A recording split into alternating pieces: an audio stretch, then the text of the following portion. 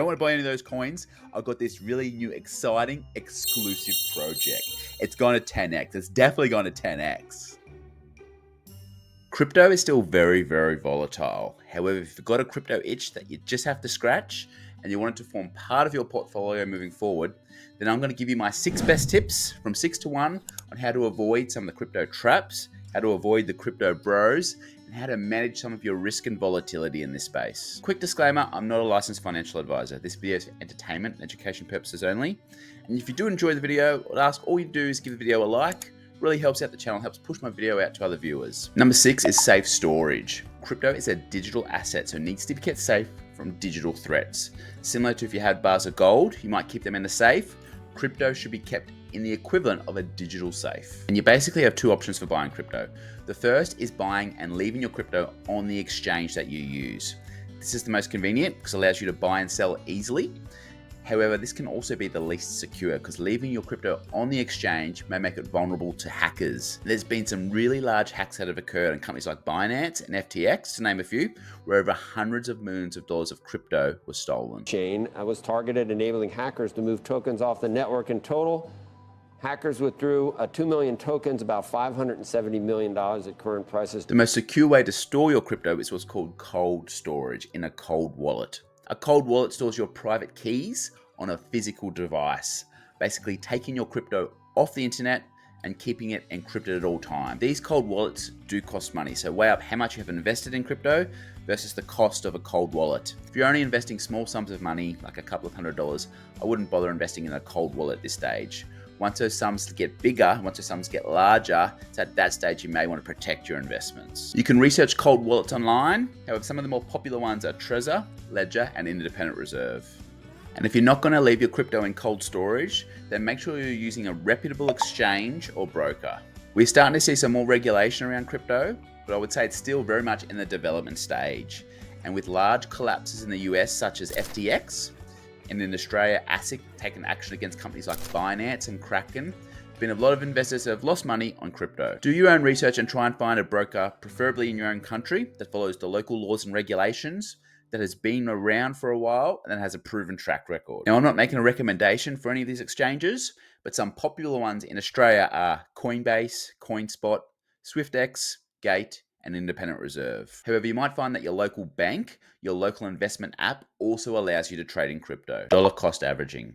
The crypto market is still quite volatile. So rather than trying to time the market perfectly, one strategy you could adopt is what's called dollar cost averaging. Now, I've done a separate live stream on dollar cost averaging, so I'll leave a link to that in the description below.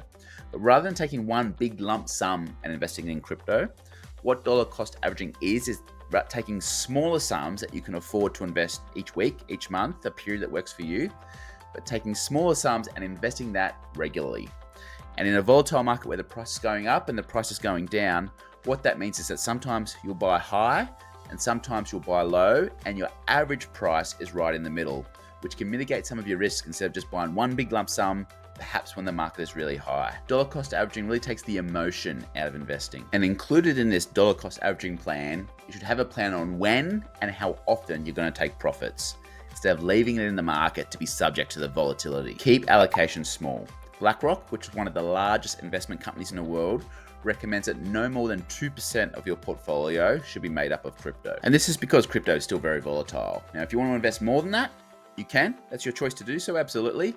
But you should view that as more as speculative investing rather than that strategy of being a core part of your portfolio. And the reason for the 2% allocation, because if you so happen to buy when a large market crypto sell-off is occurring, then a 2% allocation means that if it goes down quite substantially, it shouldn't derail your whole portfolio. Sometimes crypto can go down as much as 65%. So once it's that smaller portion of your portfolio, it shouldn't derail the whole thing. And you'll feel much more comfortable holding that crypto through the temporary downturns. And at number 2 is consider crypto ETF investing. If you're of the view that the crypto market as a whole will go up in the long run, however, you're not sure exactly which coins might go up or go down, then instead of directly buying 1 or 2 crypto coins, what you could consider is buying what's called an ETF, which is an exchange traded fund. And then that ETF could buy multiple crypto coins. There are more and more ETFs coming out on the market, so just do your research on this, but that's a good way to get a bit of diversification in crypto. And buying crypto ETFs allows you to use regular stock brokerage apps instead of having to sign up to a whole new crypto exchange. There's also a bit more reporting, a bit more transparency around ETFs, so this can be a good alternative. And number one is buy reputable coins. And I'm going to explain this through a story. In the early 1900s, when the car was just being invented, just being introduced to the market, in the United States there was around 200 car manufacturers. Around any new industry, a lot of people flock to it to try to make a profit. Today, that number has reduced significantly in the United States. There's only around 3 to 4 large car makers. So what's happened during that time is that competition has weeded out all the weaker players, and only the stronger players have survived. A similar thing is happening in the crypto space at the moment. It's quite new. There are thousands and thousands of crypto coins available. I actually think the whole meme coin thing is a scam. Take a listen to this. Essentially, they are legalized Ponzi schemes. I mean, that's what a meme coin is. There's no value to it. So you got to get in and get out before it crashes. I'm going to confront the people behind it. Well, I did last night. And let me just say, it didn't go very well. Be happy to answer any I have questions. I have questions. I'm raising my hand. Hey, guys. What CopyZilla?